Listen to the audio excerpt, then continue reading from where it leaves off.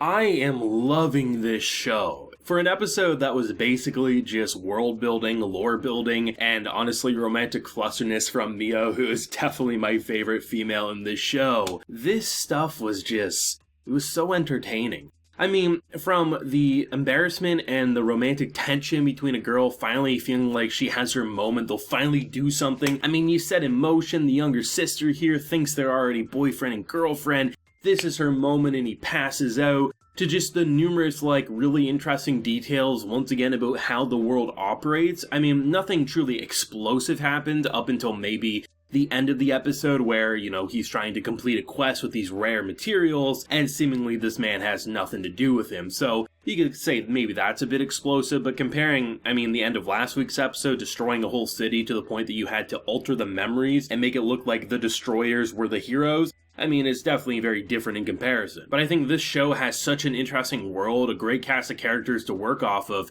and hilarious events that you have one of the most powerful characters who's seen as level 1, so no one believes that he's anything to write home about, and even when he does impressive feats, people just blame it on the bow, saying, oh, the bow must have, auto lock on it or something, as basically everyone doesn't want anything to do with him outside of his, kind of amazing realm, because inside his realm with all the monsters, they definitely worship him, but when it comes to general humans, they just consider him kind of ugly and whatever, because this world is just apparently filled with beautiful goddess-like beings, because that's what the goddess wanted to do. It's insane to see how entertaining this show can be. I honestly think they could have had nothing indicating a cliffhanger or setup for next week, and I would have come up here and said this episode's fantastic and on par with the rest. It's so fun to see the smaller details about this world, and I think a good world mechanic will go a long way. The idea that their little cards, when they register to the Adventurers Guild and things like that, they have it's basically a cell phone, right? They can communicate with each other from across the globe.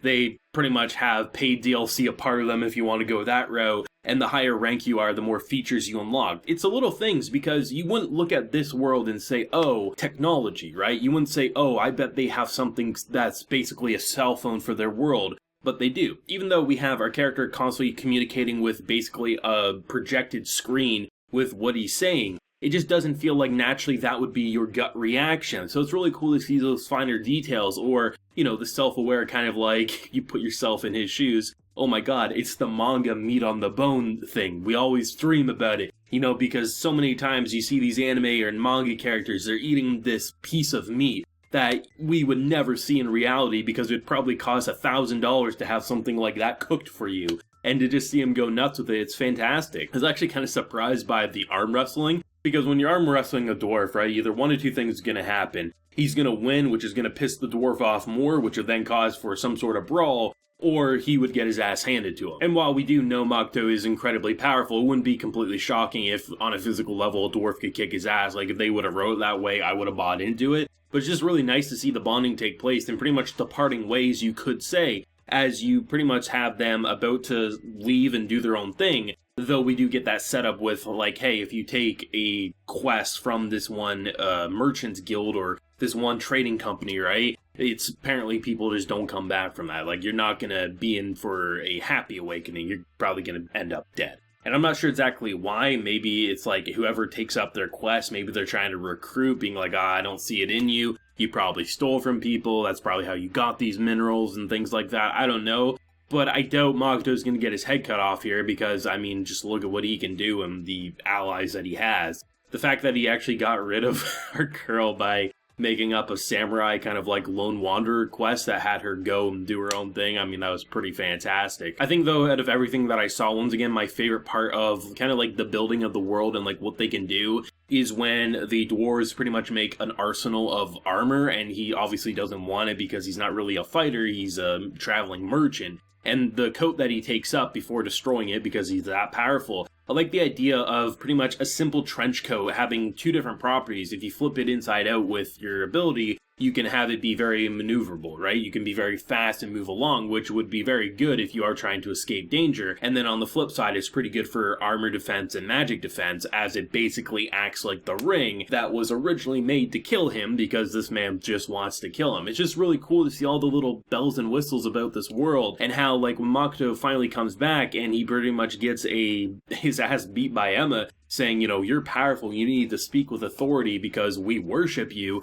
If you're doing some other shit outside, you know, that's on you, but when you come here, readjust. That's why we're building you a damn castle. Pretty cool, though, the fact that they pretty much have blueprints because of the memories in his mind, so they're pretty much making it like that. There's just so many things about this show that is fantastic. I think the reason an episode like this was just as exciting as anything we saw up until this point is that you can have him just travel with people, look at their reactions, because you can tell what's usually normal and what isn't. So when someone like MIO comes in and one-shots a bunch of flying insects, and they're like, wow, that shouldn't happen, you're like, yeah, that level 1000 is something to really keep in mind. Or when someone who's perceived as level 1 and weak can pinpoint the exact location to shoot, and they're saying, you know, don't destroy the head, don't destroy the wings. There's all these stipulations if you want to collect the minerals, and he can do it like that, yet they still don't really believe in him as a character. Like, there's just so many cool things about this, and I'm really excited to see what they're gonna do in terms of, like, this next arc, because clearly this episode,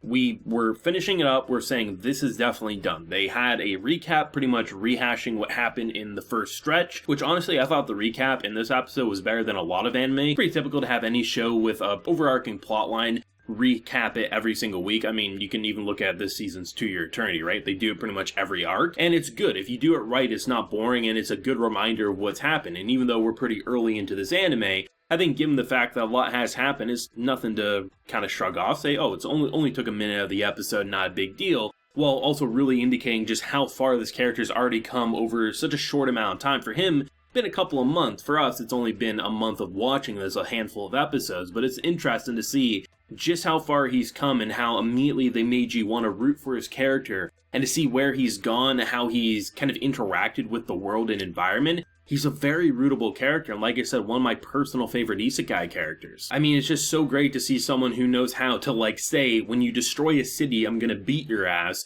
but when you help me, I'm obviously going to encourage and say good for you, and the way he interacts with the general people is just really fun, and I love how he's not oblivious to things. I'm pretty sure he always knows MIO is horny for him, I mean, right? But the fact of the matter is, like, this boy needs his sleep, and to just see how, like, he thinks certain characters are finally going to admit their feelings for him, but really, it's either monster girls or no girls by the looks of it. It's really entertaining. Honestly, this next arc could just be merchant quests where they just do things for a guild or a traveling merchant company, whatever it is, and I'm probably gonna love it. I mean, this episode, for action-wise, we had a couple of cool slashes from MIO and a couple of arrow shots from our boy, and that was entertaining enough for me. I just love seeing the characters. I don't think there's been a despicable character yet. There's a wide variety of people, even the ones who normally would just simply worship are trying to kill him, because they're like, God damn it, if you're breaking my clothing, I'll make something that's destined to drain you to your basically skin and bones. It's just so awesome to see the variety of opinions and how it doesn't feel like your typical Isekai, right?